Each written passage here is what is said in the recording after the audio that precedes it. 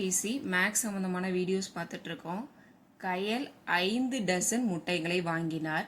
அதில் 45 முட்டைகள் நல்ல முட்டைகள் எனில் கெட்டுவிட்ட முட்டைகளின் சதவீதத்தை காண்க அப்படிங்கறதான் கொஸ்டின். ஓகேவா? கயலுங்கிறவங்க 5 டசன் முட்டை வாங்கியிருக்காங்க. ஃபர்ஸ்ட் வந்து ஒரு டசன் அப்படின்னா என்னன்னு நம்மளுக்கு தெரியணும். ஒரு டசன்னாலே 12ன்னு அர்த்தம்.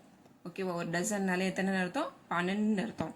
அதுல 45 முட்டைகள் நல்ல முட்டைகள் எனில் கெட்டுவிட்ட முட்டைகளின் சதவீதத்தை காண்க அப்படிங்கறத கொஸ்டின்.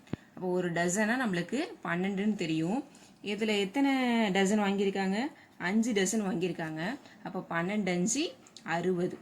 ஓகேவா? அப்ப டோட்டலாவே 60 முட்டைகள் வாங்கியிருக்காங்க. அதுல வந்து எத்தனை?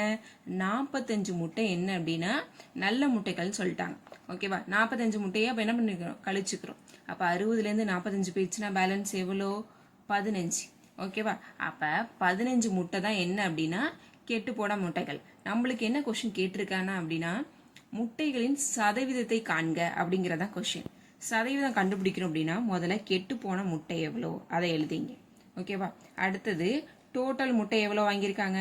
60 முட்டை. அந்த 60 முட்டையை வாங்கிக்கிங்க, போட்டுங்க. அடுத்தது நெக்ஸ்ட் பர்சன்டேஜ்னால என்ன எடுத்துப்போம்? 100. இந்த ஒரு ஜீரோக்கு இந்த ஒரு ஜீரோ என்ன ஆயிடுது? கேன்சல் ஆயிடுது. 3 2s 6, 5 2s 10, 3 1s 3, 5 3s 15. அப்ப 5 5s என்ன இருக்கு? 25. அப்ப 25% ஆஃப் வந்து என்ன இருக்கு அப்படின்னா அழுகி போன முட்டை இருக்கு. இந்த மாதிரி டிஎன்பிசி சம்பந்தமான வீடியோக்கு சப்ஸ்கிரைப், லைக், ஷேர் பண்ணிங்க.